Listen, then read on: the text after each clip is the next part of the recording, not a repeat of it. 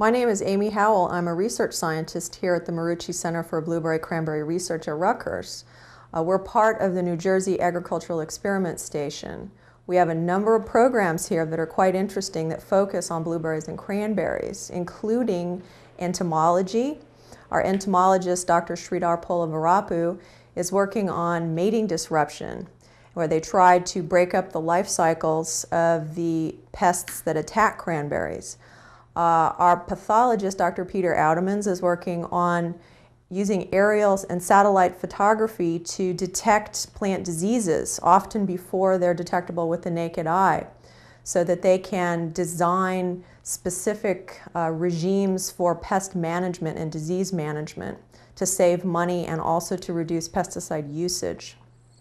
We also have a breeder here, Dr. Nikolai Vorsa, and he is working mainly on increasing the levels of medicinal compounds in cranberries and blueberries for their health benefits.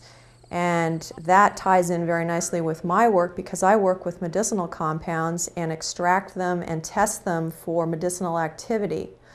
So cranberry juice is really more than just a good tasting drink. It has some very potent medicinal activities. Well, cranberries have been used for hundreds of years as a folk medicine. In fact, the Native American Indians used to use cranberries for a number of medicinal purposes. They would grind up the berries and apply them to topical wounds to prevent bacterial infection. They would use them as a blood poisoning remedy. And a lot of the explorers that came over from Europe on the ships would take barrels of cranberries with them to prevent scurvy, since they had no access to citrus in the Northeast. The Indians would also use the berries for urinary disorders. Cranberries have a broad array of health benefits, not only antioxidant activity like many other fruits, but the thing that makes them special is an anti-adhesion mechanism. And for years people thought that cranberries were good for you due to the acidity. But what we found in the last few decades is that cranberries contain compounds called tannins, and these are special compounds that prevent bacteria from adhering to cellular surfaces in the body. Our work at Rutgers has focused on the urinary tract, and what we found is that these compounds from cranberry will actually prevent the bacteria from sticking to the walls of your bladder. If the bacteria can't stick, they can't cause an infection. A group in Israel has done some work on the prevention of Helicobacter pylori, which causes stomach ulcers. And they found that the compounds in cranberry prevent these bacteria from sticking to the walls of your stomach.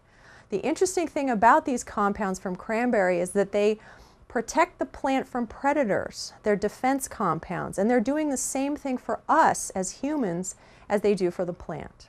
In the U.S. alone, over 11 million women a year suffer from urinary tract infections, and 25% of these women will get recurrent infection. And they're forced to be on low dosages of antibiotics over time to prevent these infections. Clinical research has shown that if they take a 10-ounce glass of a cranberry juice cocktail drink each day, it will prevent these infections. This could lead to a reduction in antibiotic resistance. What I really love about my job is that I'm able to do scientific research, but also I'm benefiting the grower by adding value to the cranberry crop. Also, it benefits you, the consumer at home, by raising your awareness of the health benefits of cranberries. Drinking cranberry juice is an easy and inexpensive way for women to get these health benefits and maintain urinary tract health.